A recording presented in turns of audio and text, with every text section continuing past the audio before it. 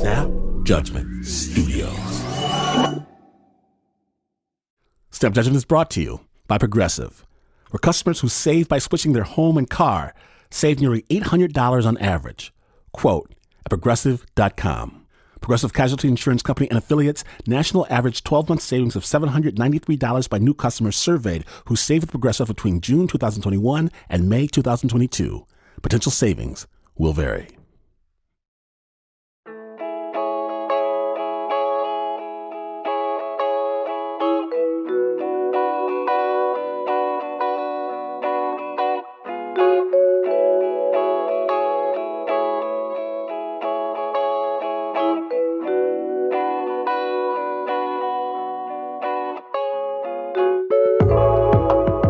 Okay, so whenever anyone in my generation of the family gets pregnant or, gets someone pregnant, when the happy news is announced, after the cheers, the shouts, the congratulations, the baby name suggestions, one of my aunties or uncles, they'll always say, watch out now, because twins run in our family.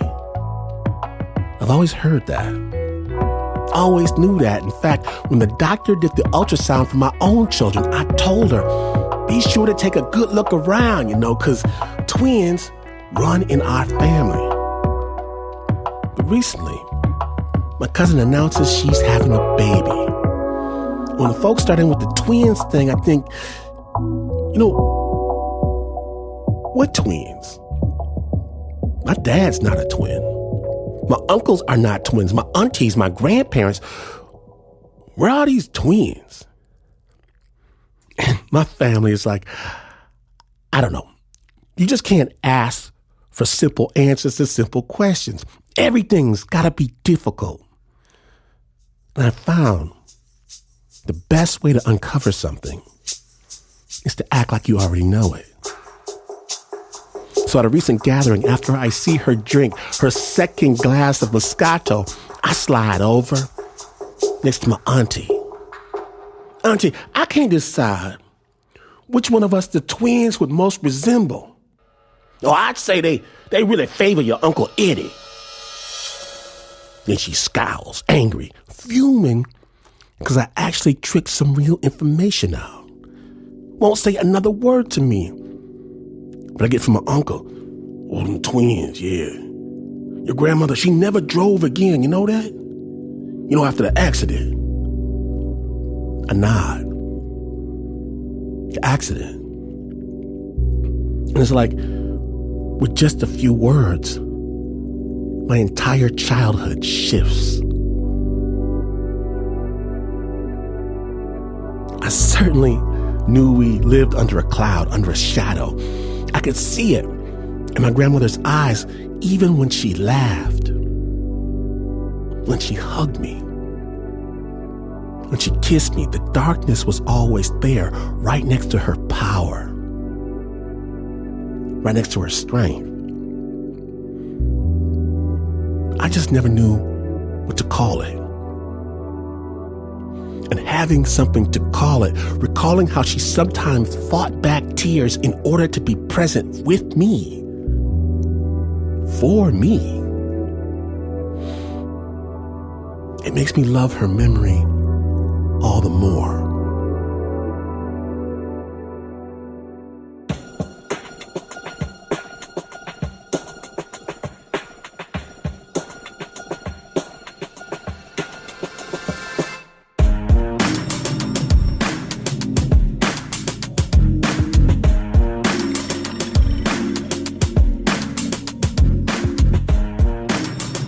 Today on Snap Judgment, we're searching for answers of an entirely different sort. Snap proudly presents The Medicine Man. Now, my name is Lynn Washington, and I learned something incredible every single time I pour my auntie that extra glass of Moscato, but she gets very mad, very, very mad when I spill the beans on Snap Judgment.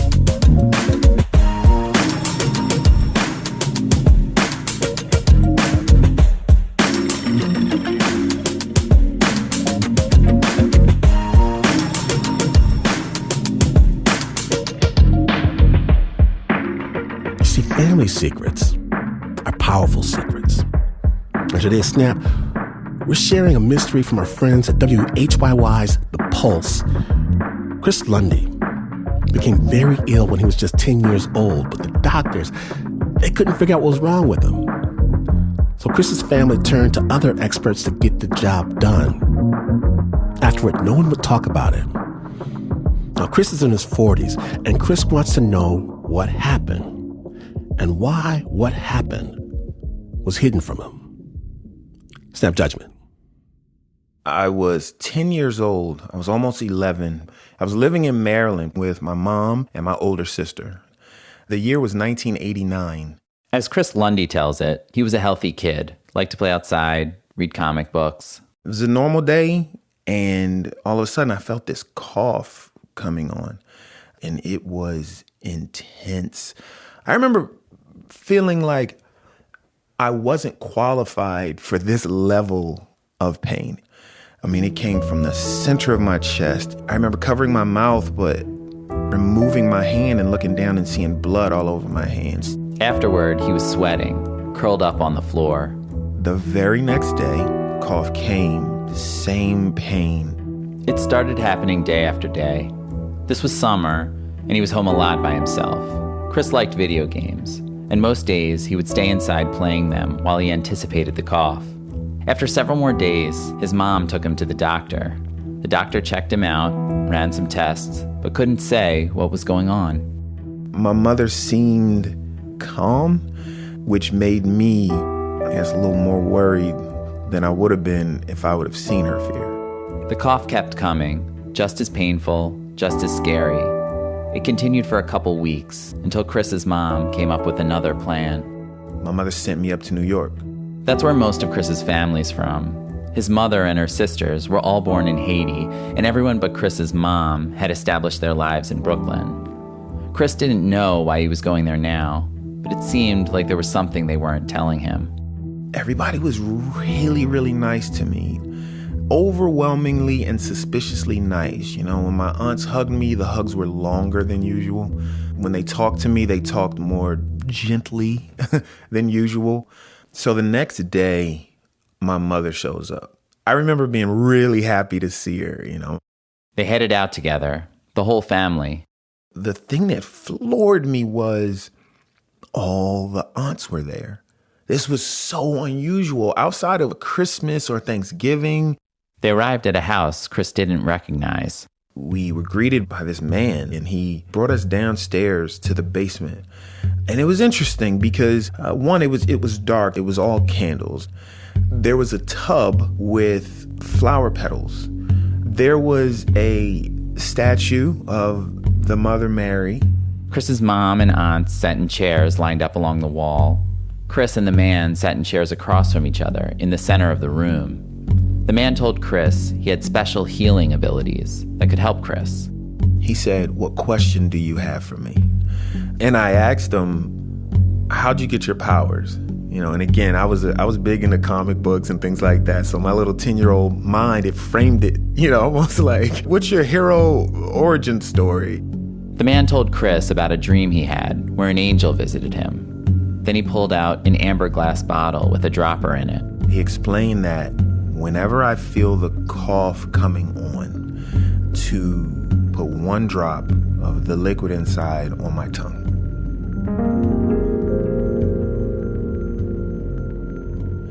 When I left, I was skeptical. This was just another thing that we were going to do with no answers. So that night, Chris heads back to Maryland with his mom, amber bottle in hand. Next day, she goes back to work. He goes back to video games until he feels the cough coming on. I found the vial and I put a drop on my tongue.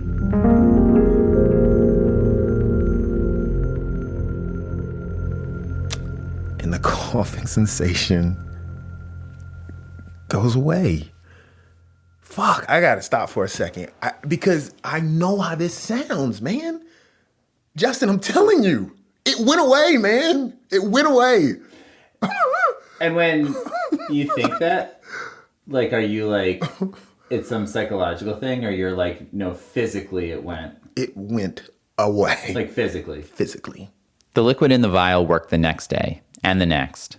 The cough-free days started to stack up, and Chris started to believe there was something powerful to what the man had given him. So one night, the coughing sensation came, again, as usual, put a drop on my tongue. And the coughing sensation kept coming. Okay, let me do another drop. And then the cough hit. This pain was completely off the charts. It was the most pain I've ever been in, even till this day. I was crying, I was balled up. But I think on top of the physical toll that it took, I remember being enraged because I felt betrayed by the guy. I felt stupid for even believing that to begin with.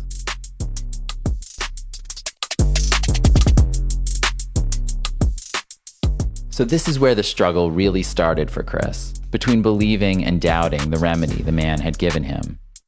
The next day came and I spent the entire day anticipating the cough. Is it gonna be as bad as last night? Is it gonna be even worse? And as it got later and later, the cough didn't come. I remember going to sleep that night. It was just a free day. So the day after, I woke up worried, but again, it didn't come. And so those days of no cough became a week of no cough, became a month. I started to relax a little bit and I realized that it was over. As Chris got older, he wondered what was in that amber vial and if the man had actually cured him. So over the years, it became clear to me who that guy was, who they sent me to, that he was a voodoo doctor. You know, he was a voodoo priest. I'm Haitian, my family's Haitian. Part of Haitian culture is voodoo and voodoo practices. Chris found it odd his family never talked about it, like his trip to New York never happened. He also wondered what had been wrong with him. His condition was really serious, so what made it go away? Chris actually works in the medical field, selling medications that coincidentally treat lung diseases. But here I am with this experience from childhood that stands in the face of all that. There's this conflict of intellect and life experience. A lot of the questions that I have could have been answered in 10 minutes if my mother was around. But she passed away when I was 17.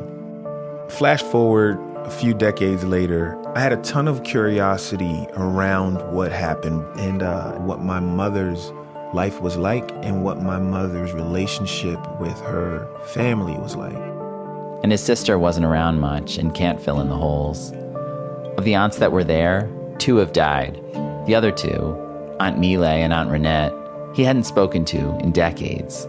There'd been a bitter fracture in the family a while back, and Chris and Mile had ended up on different sides of it. Beyond that, there's always been an intense discomfort discussing voodoo with the older generation in his family. Chris thinks it's a taboo topic. It would be more than hard to ask him. It would be, virtually impossible. There aren't any medical records, so Chris had to turn to other resources to answer his questions. My search began with Auntie Leslie. She was my mom's best friend. I know she misses my mother every single day, and I know that talking to me sparks memories of my mom, but I also know that she loves hearing from me. Even though she wasn't there, I expected her to be able to tell me my mother's state of mind, because they used to talk every day. She came to see me, and I remember her saying that you were sick, that you were really, really sick. Do you remember them taking me to that guy? What guy? She doesn't know where Chris was taken. She said his Aunt Mile would be the best resource, the one Chris hasn't spoken to in years. But Leslie also said Chris could try his Aunt Mildred, who, in general, knows a lot of the family business. Hello? Hi, Tutu Papi. He catches up with her, and he gets to his reason for calling. Says he's been thinking about that time he was really sick as a kid and got sent to New York. Do you remember any of that? No. Oof. She has no memory of the whole episode. Still, Chris tells her, we ended up going to see a voodoo doctor. You too? She explains it wasn't uncommon in the family to visit a voodoo practitioner when they didn't know why someone was sick. She'd been taken too. What it told me is that voodoo is a part of not only Haitian culture, but my family's culture. The older aunts that, were pretty much adults when they moved from Haiti to America, they were living in this Haitian bubble inside of Brooklyn. So they're going to be more connected to voodoo practices. Mildred echoed that only Mile would know the answers to Chris's questions, but he still wasn't ready to go there. Instead, he decided to seek, let's call it a more traditional medical explanation of what might have been going wrong with him. He called up Chris Becker, a pulmonary and critical care doctor at Mount Sinai in New York. Dr. Becker jumped into asking about Chris's symptoms surrounding the cough. Would this be a daily occurrence, or? Yes, it was daily. Were you able to identify any triggers? It was random. And what was the color of it? They go on for a couple minutes until Dr. Becker feels he's gotten enough to offer some ideas, which we should emphasize were not to be taken as a diagnosis or medical advice. Hemoptysis or coughing up blood is very distressing. We usually take this situation very seriously. Based on Chris's description, Dr. Becker says he was coughing up a moderate amount of blood, and it was pretty clearly coming from his lungs. What you're describing is that you have this warning, which is probably when the bleeding starts, and then there's a few seconds before that causes you to cough as the lungs realize that there's blood all of a sudden. Chris's explanation knocks a number of chronic illnesses off the list of possibilities, like bronchitis or fungal infections or tuberculosis. This leaves mostly anatomical issues. Blood vessels in the wrong place. These arterial venous malformations mean that an artery connects to a vein without the normal pathway, increasing the possibility of spontaneous bleeding in the lungs. Dr. Becker says that if Chris had been his patient, he would have done imaging to look for these abnormalities, see exactly where the bleeding was coming from. That triggered a question I had. And a spontaneous resolution would be possible with some of those conditions? Well, that's actually, in general, that's a bit puzzling, is that this just spontaneously stopped and never recurred. I can't really fully reconcile this because it wouldn't be the most common scenario. This is the part that puzzles Chris too. How do you get better? Dr. Becker supports patients seeking out different approaches to their medical conditions, including through religion. But for a scenario of significant hemoptysis, in our scientific view, they will not be enough. Is it possible Chris is forgetting some details?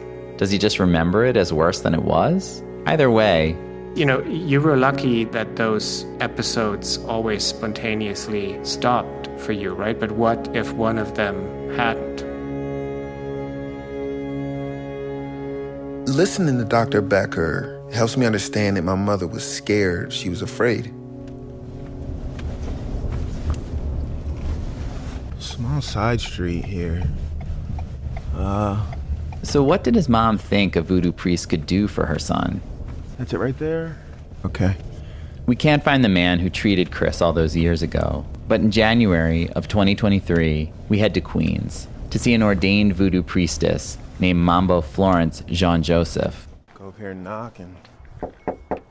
Hi.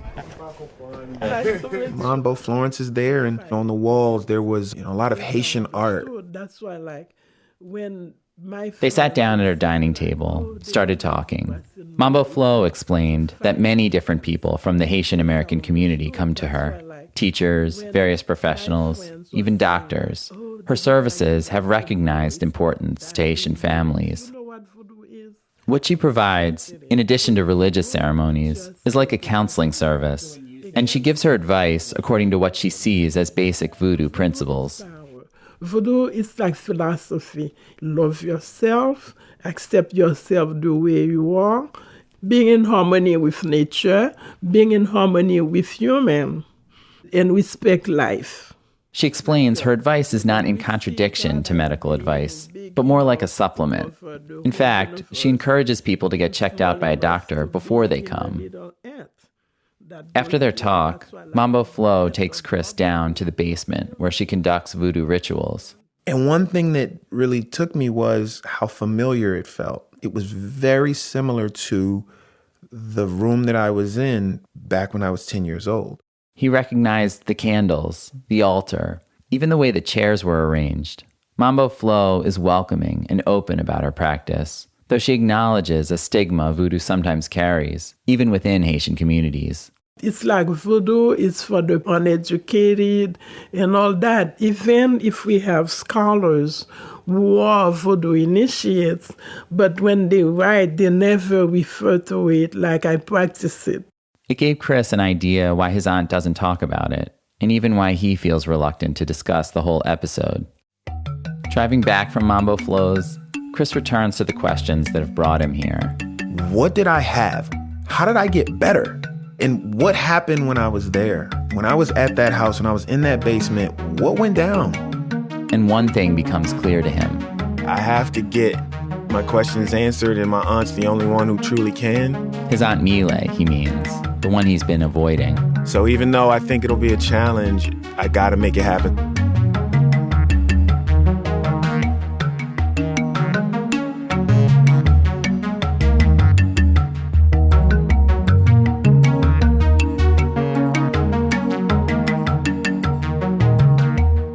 When Snap returns, Chris decides there's only one way to get the answers he's been searching for. Stay tuned.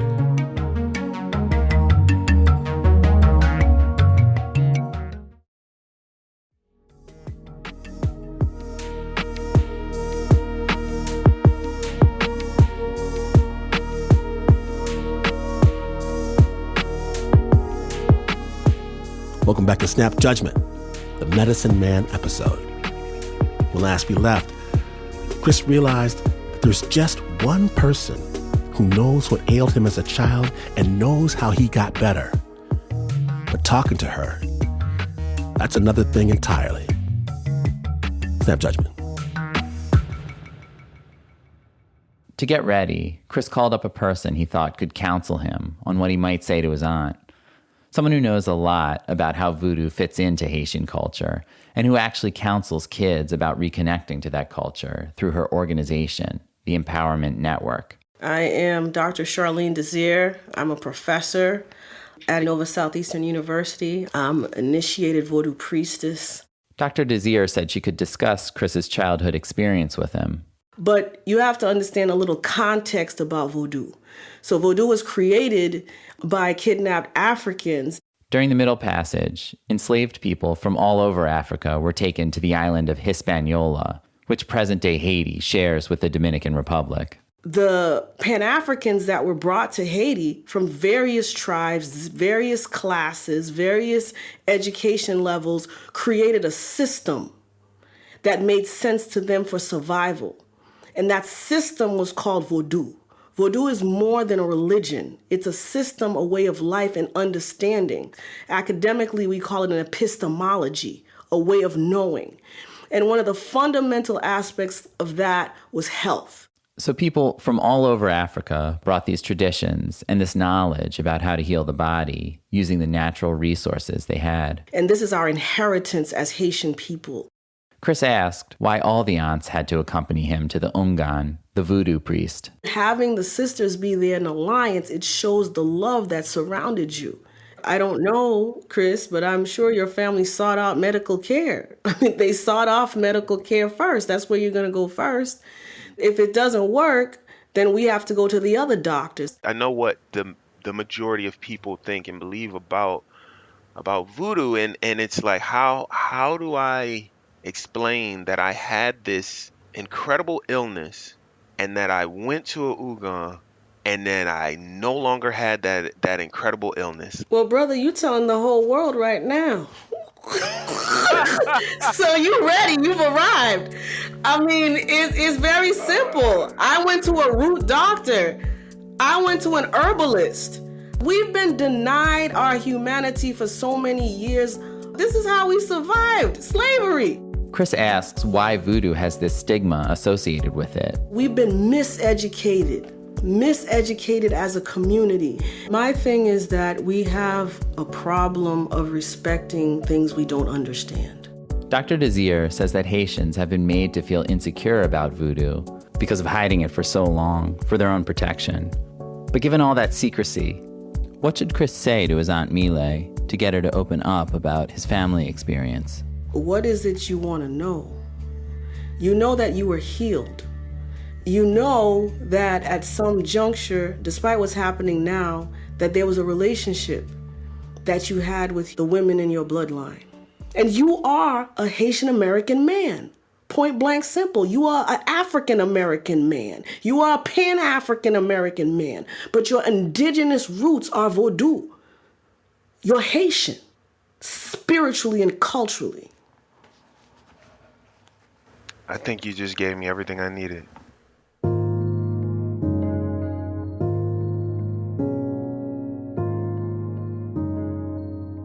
They hung up, and something had shifted in Chris. Something that Dr. Desir gave me that I walked away with was this pride, right? Like being proud of the Haitian culture and where voodoo fits and where it came from. He felt ready to talk to his aunt. It's February 1st, 11:30 a.m. I'm sitting in my car. He's outside his Aunt Mile's house. His cousin Gabby came with him for support. There's a lot of anxiety, a lot of reluctance. I'm looking forward to it and I'm not looking forward to it all at the same time. Yeah, I don't know what to expect. All right. Haven't been here in, I don't know, maybe 15 years. Cold as day here? Man. No, yeah, this is bad. Hi, Chris. How you doing? Come. You know what happened? They sit down together. In the house Chris remembers from his childhood, the stairs where he played with his cousins, the table where he ate cereal before going to bed, and the talk's going well. They're sharing good memories, laughing. And then Chris gets to why he contacted Mile now. You know, there was a time I was going to ask you that I got sick. I was coughing and coughing up blood and stuff. Blood, yes. Okay, because my mother sent me to New York. Mm-hmm. Do you remember that? Yes, I remember that. I went to the doctor. They said that you have something on your chest, your pulmonary things. Uh-huh. They did a test and everything. And after I went to get a second opinion, what the first doctor had saying, it was wrong. And I said to Margaret, send my son. She knows exactly what he's talking about. She confirms how sick he was, how scared they were he was going to die. That's when Chris brings up the other part. I remember we went to the voodoo doctor. You did? We went with you. But I don't remember. You don't remember that? Mm-mm. She says she doesn't recall it. You were there, my mother, Auntie Maya, Auntie Esther, Auntie Annette, all in the room. I don't remember. Again, she says she doesn't remember. I never heard anything after that. You got better. Maybe the voodoo doctor worked. We just gotta peel back that layer and say, She remembered the illness clearly. She remembers me coughing up blood. She remembers me coming to New York. She just held to being completely unfamiliar with any voodoo element at all. That's it. You go home, that's it. You go home, that's it. There's something happening. That's that. They moved on, talked about other things. I felt cheated. I had talked to everyone else. Chris never got the background he wanted. He figured it was for the reasons Dr. Desir said, the cultural discomfort. Even if he'd gotten past it, it seemed his aunt never would. So where I was at this point was, there were some things that were confirmed. For example, I was sick. It was really, really bad. But there was still a mystery in terms of how I got better. I initially set out to get answers to some factual questions. I didn't get answers to all of that. But what I did get was answers to things that are far more important. I learned about my mother. I think that the longer my mother was in America, I think that she was becoming more and more Americanized. Bringing me to the voodoo doctor, in that moment, my mother was Haitian, full-on Haitian.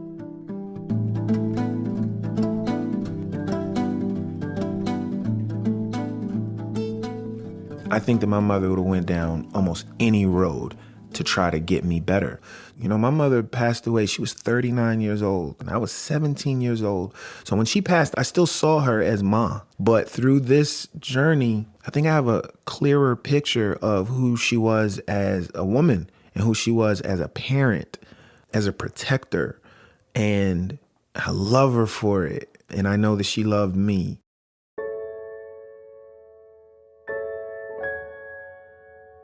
And as far as how Chris got better? I am more comfortable sitting with the mystery of it. I'm never going to know why I got better. A voodoo priest would say I got better because of the potion that I took. Western medicine doctor would say I'm missing some facts or lucky break. I think what matters is what always mattered, and that is I got better.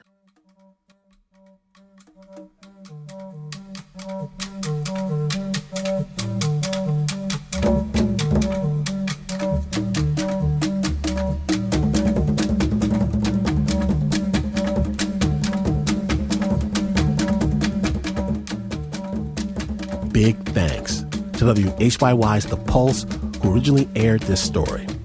Their podcast features stories about people and places at the heart of health and science. Chris Lundy is a storyteller who's performed at First Person Arts, Risk, USA Today's Storytellers Project, and lots more. The story is produced and reported by Chris Lundy and Justin Kramon. It was edited by Maiken Scott and Lindsay Lazarski, with sound design by Maiken Scott, engineering by Charlie Kyer.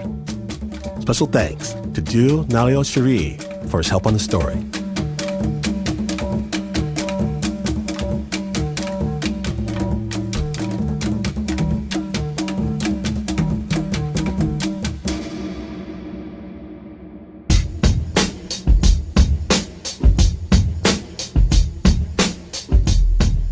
After the break, you're in the Army now, and the Army doesn't want to hear your excuses. Stay tuned.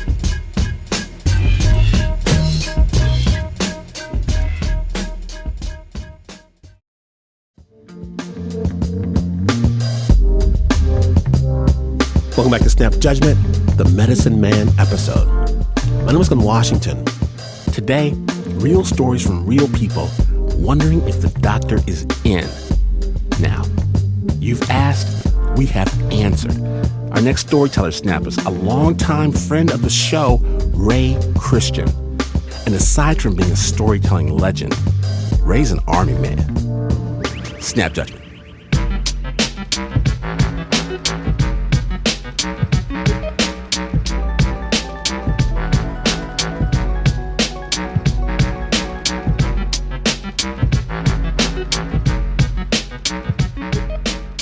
In 1984, I was a 22-year-old young sergeant assigned to an airborne infantry battalion. We were paratroopers. I was stationed at Fort Bragg.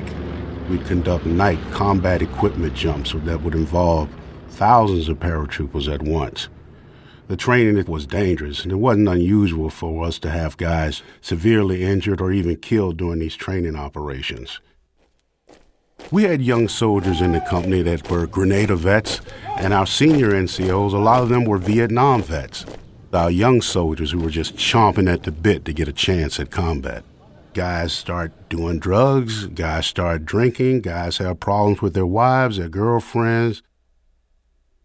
Morale in the company was starting to drop. And this added up to so much stress, we had a few guys go AWOL.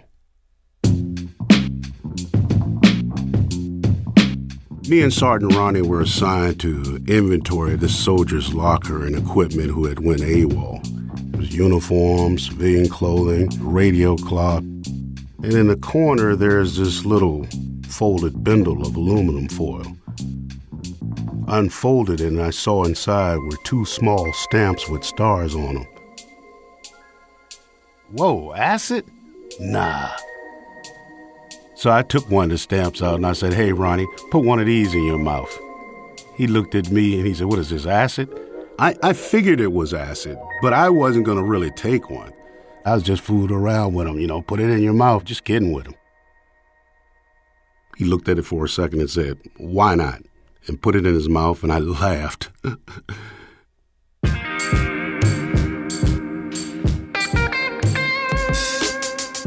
Now, Sergeant Ronnie was the kind of guy that was very hyper-military. He was kind of strict. He had a high-pitched voice, pretty by-the-book kind of guy. He looked at me and said, "So what are you gonna do?" He must know something I don't know. He wouldn't take acid. I just knew when he put it in his mouth, it had to be fake. Then he looked at me and said, "What are you gonna do?" So, hey, okay, same as you. I put one in my mouth. We take the inventory sheet, we turn it in to supply. We start heading out. And as we were walking across the parking lot, the battalion sergeant major yelled out, "Hey, you two guys, what are you doing? Where are you going?" So, oh, my God, the sergeant major. We said, "We're heading out, Sergeant Major, heading home." He said, "Oh, no, you're not. Get your gear. You're going on the jump."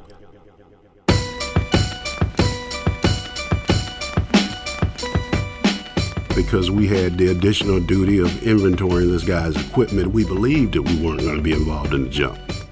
But Sergeant Major, I think he cut me off. "We need to get these chutes filled. Let's go. Let's move out." So I'm starting to think about all the things that go wrong. What if I get decapitated by a suspension line? What if I get towed behind the aircraft? What if I hit some equipment on the ground? I was starting to immediately feel fear and apprehension. If we would have said something like even slightly hesitant about being on a jump, it would have seemed suspicious. We call people who are not on jump status legs, and that's a dirty word. I would rather have died than turn down being on a jump. I wasn't going to be a leg. I was going to jump. I looked at Ron and I said, "Man, how you feel?" He said, "Man, I don't feel nothing, but this is bad anyway."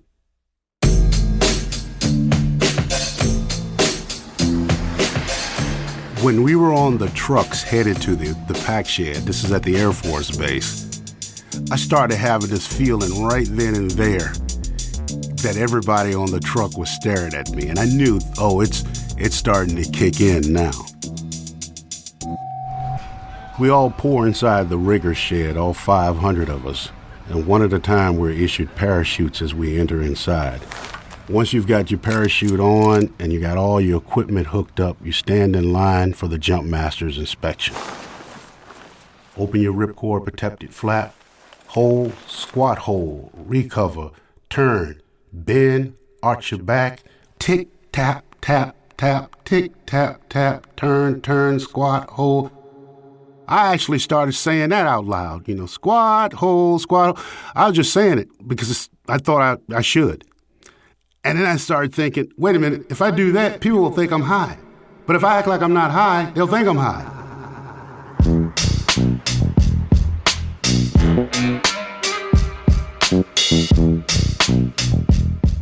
Slowly, all the guys in line started getting their parachutes inspected, and we take a seat. I wanted to sit down, but I kept standing up. I kept walking around, and that was unusual. I started to think about how many thousands of paratroopers have been in this building preparing for a jump, and I was inspired to just yell out for everyone to hear, "How many paratroopers have been in this place?" I started thinking about there were ghosts, maybe, still impregnated in the memories of the building and in the walls. And I yelled that question out too. "Are there any ghosts in the walls?" When I was startled by what looked to be two World War II era paratroopers coming out of the walls. I couldn't help but walk closer to it, but on closer inspection was just a pattern of old paint scuffs on the wall. That's when I started to notice that other people were starting to stare at me, staring at them, and a few even laughed at me. And that's where I saw Ronnie. He was already rigged, sitting on the floor, crying, tears coming down his cheeks. To me, it was like a river of water.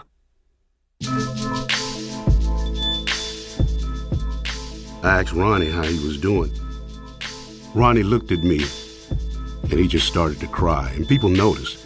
I went to him and I said in a soft, loud voice, "Man, get yourself together. You are an American paratrooper. Do you know what our brothers have done before you? Act like a damn man. Get it together." And I started singing, and I'm not a singer, and I'm singing these corny airborne songs that they force on us. Gory, gory, what a hell of a way to die. Gory, gory, what a hell of a way to die. Gory, gory, what a hell of a way to die. And he ain't gonna jump no more. And I remember somebody yelling out, "Oh, that's pretty damn appropriate, Sergeant Christian. It's really appropriate." Ronnie stared. I reached out and I wiped his eye. A little tear was coming from it, and I helped him up. And then he assisted me in rigging my chute. Once everybody's inspected, we stand up and we all march out toward the back of the airplane.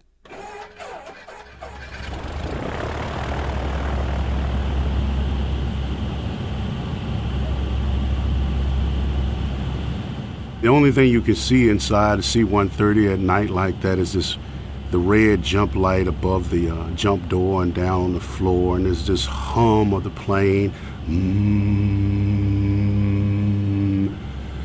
Usually the guys sleep, but I didn't. I was just focused on the light. I mean, it was beautiful. And the Air Force pilot turns on the green light, go. Door opened up and the wind rushed in. Normally you really feel the impact of the prop blast hitting you and you twist into the night sky, but I don't know, I had the sensation that I just jumped into a big old marshmallow cloud and I just floated out.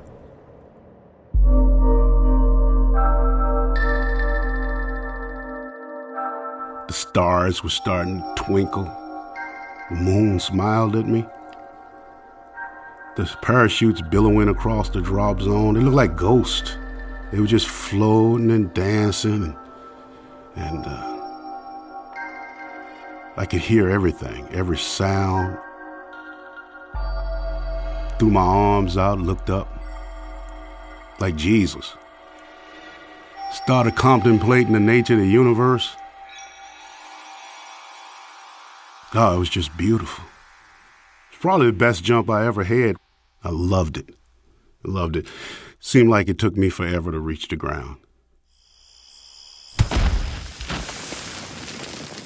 I landed in a sandy pile amongst the pine trees and thickets. The guy landed close to me and he hit the ground like a sack of potatoes and he gave out an "oh." And I just yelled out across the whole drop zone, "This is beautiful." And it just echoed. And I know everybody heard that, but I couldn't help myself. It was beautiful like those other parachutes that were billowing across the drop zone. It looked like a woman in a dress.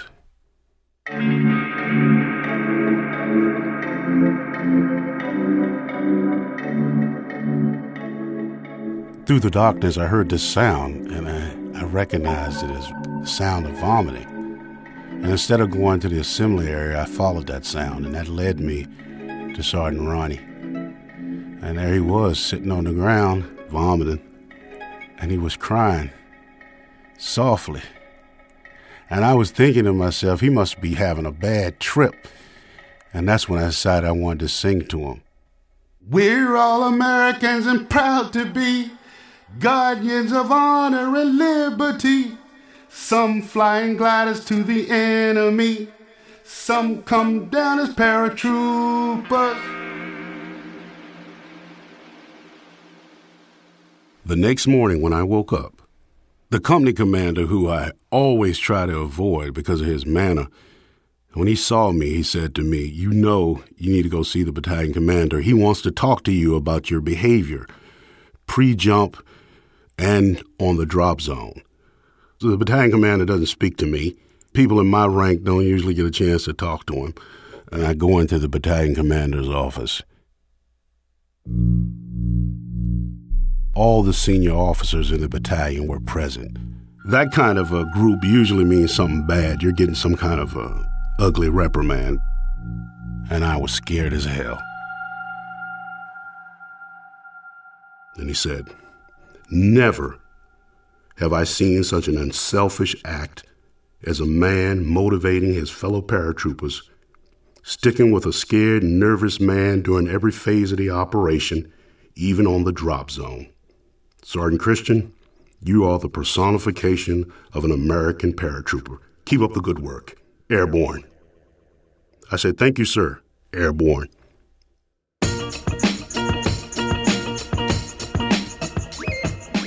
I can remember shaking my head as I was walking away from his office going, damn, I was completely dumbfounded. What just happened?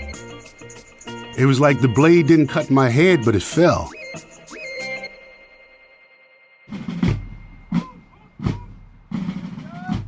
In the mornings when all the units are doing physical training and they run up and down Ardennes Street, there are the loudspeakers where they play nothing but non-stop military martial music.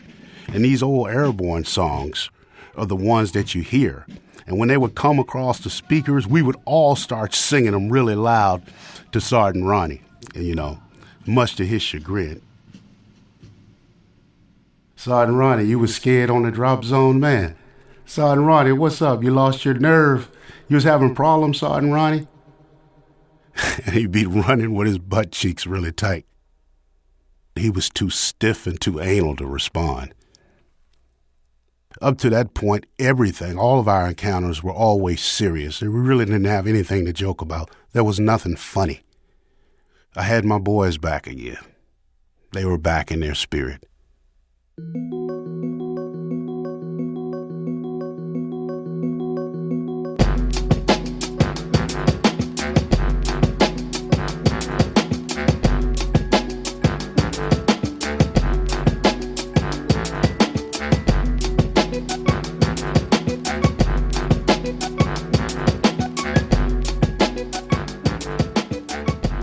Big thanks to Ray Christian, who is a storyteller living in Boone, North Carolina. Now do yourself a favor. Subscribe to his podcast, What's Ray Saying? It'll be available on our website or wherever you get your podcast, snapjudgment.org. Do that. The original score and sound design was by Leon Morimoto. That story was produced by Adiza Egan.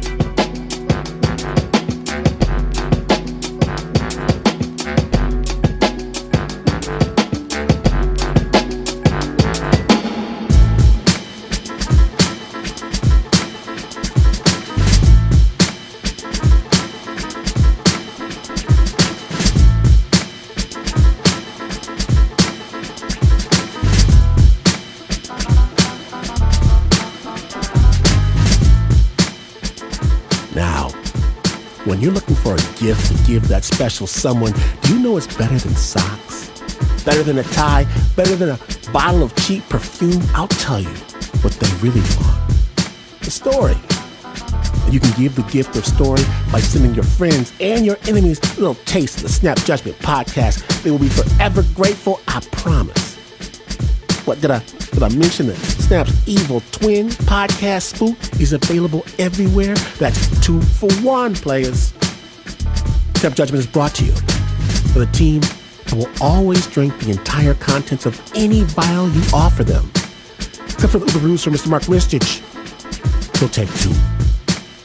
There's Nancy Lopez, Pat Messini-Miller, Anna Sussman, Renzo Gorio, John Facile, Shayna Sheely, Taylor DeCott, Flo Riley, Marissa Dodge, Bo Walsh, David Exame, Regina Bediaco. And of course, you may have heard this is not the news. No way is this the news. In fact, after pouring her an extra glass of wine, you could coax your auntie into revealing that yes, it is true, that she did cut you out of her last will and testament. And that's exactly what you get for asking all those crazy questions, Mr. Snap Judgment Radio Man. You happy now? Huh? Do that. And you would still not be as far away from the news as this is. But this is PR.